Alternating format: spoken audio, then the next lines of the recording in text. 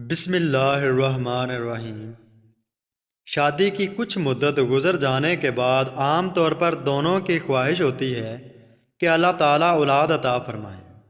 چنانچہ اسباب کے درجے میں دونوں کے ملنے سے اولاد بھی ہونا شروع ہو جاتی ہے، لیکن بعض مرتبہ اللہ تعالیٰ جلد اولاد نہیں دیتے، جس میں باوجود اسباب کے اللہ تعالیٰ کی مشیت اور اس کے فیصلے کو بڑا دخل ہوتا ہے۔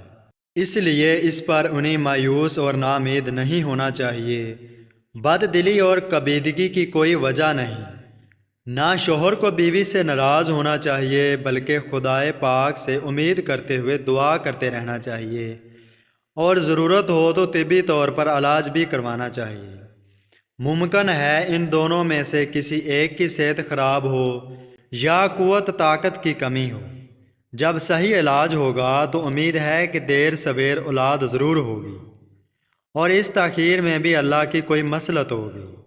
اگر کافی دن گزر جائیں اور طبی تحقیقات کے بعد عورت کی ایسی کمزوری یا بیماری کا پتہ چلے جو اولاد ہونے سے مانع ہے، اور شوہر اولاد کے لیے دوسری شادی کرنا چاہے، تو شرعاً اس کی اجازت ہے، لیکن دونوں بیویوں میں عدل و انصاف قائم کرنا ضروری ہے، اور اگر حقوق ادائیگی میں ذرا بھی ادھر ادھر جھکاؤ اور میلان پایا گیا تو اس کا انجام نہایت برا ہوگا۔ حدیث میں فرمایا گیا ہے کہ جس کی دو بیویاں ہوں اور وہ ان میں سے کسی ایک کی طرف جھک گیا تو قیامت کے دن اس حال میں آئے گا کہ اس کا جسم جھکا ہوا ہوگا۔ لوگ اس کے جسم کے جھکاؤ کو دیکھ کر سمجھ جائیں گے کہ یہ مجرم ہے اور اس نے بیویوں کے درمیان انصاف نہیں کیا۔ اب جب اللہ تعالیٰ اولاد عطا فرمائیں تو اس کی پہلی منزل حمل سے شروع ہوتی ہے۔ حمل کا ہونا مختلف علامتوں سے ظاہر ہوتا ہے، جس میں اہم علامت حیض کا بند ہونا ہے، اور بعض اوقات عورتوں کو متلی اور قے وغیرہ کی شکایت شروع ہو جاتی ہے۔ ایسے موقع پر عورتوں کو اپنی صحت کا پورا خیال کرنا چاہیے، اور بطور خاص قوت اور مختلف قسم کے امراض کے لیے کسی حکیم کے ساتھ مشورہ کر کے معجون اور مقویات وغیرہ استعمال کرنا چاہیے۔ عورتوں کو ان دنوں میں قے، متلی اور جی گھبرانے کی عموماً شکایت رہتی ہے۔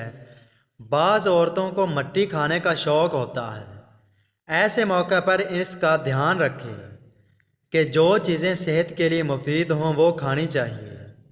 اس طرح زنانہ حمل میں کودنے اور اچھلنے دوڑنے اور بہت زیادہ بھاری وزن اٹھانے سے بچنا چاہیے، ورنہ خطرہ ہے کہ حمل گر کر خون گرنا شروع ہو جائے۔ ایسے ہی حمل کے ایام میں قبض والی چیزیں استعمال نہ کریں، اور جب قبض ہو جائے تو فوراً اس کا علاج کروائیں۔ عورت کو یہ بھی چاہیے کہ ان ایام میں حشاش بشاش اور خوش رہے، کسی غم میں بالکل مبتلا نہ ہو۔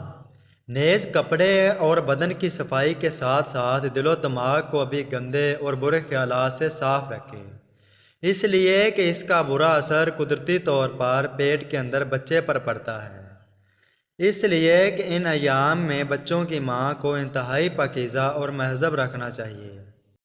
حمل کے دنوں میں جماع اور صحبت کرنے سے بچنا چاہیے، خصوصاً ابتدائی 4 ماہ اور 7ویں مہینے کے بعد، تاکہ حمل کو کوئی نقصان نہ پہنچے۔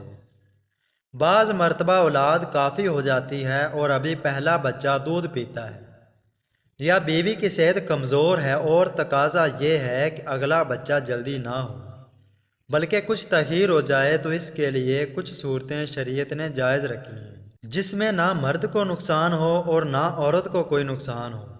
تو اس کے لیے حکیم صاحب نے یہ طریقہ لکھا ہے کہ عورت صحبت کے بعد فوراً الٹی لیٹ جائے یا فوراً کھڑے ہو کر الٹے پیر چلنے لگے۔ اس سے بھی حمل قرار نہیں پائے گا، گویا ایسی صورتوں کے اختیار کی شریعت نے اجازت دے دی ہے جس میں وقتی طور پر حمل قرار نہ پائے اور مرد اور عورت کو کوئی نقصان بھی نہ ہو۔